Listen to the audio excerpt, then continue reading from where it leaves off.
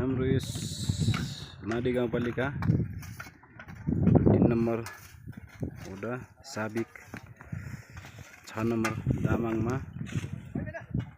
यो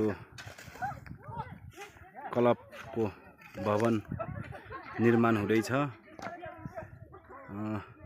आज यहाँका सब दाजुभाइ दिदीबहिनीहरूले श्रमदान गरिरहेका छन्।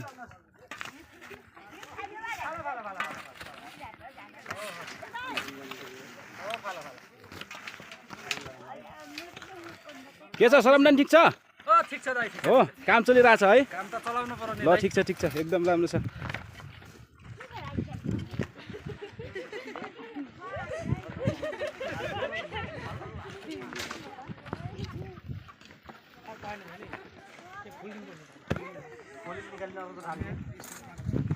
अनि यता हाम्रो मिस्त्री जीवरको के छ हाल खबर? एकदम ठिक छ। ठिक छ? राम्रै चलिरहेछ।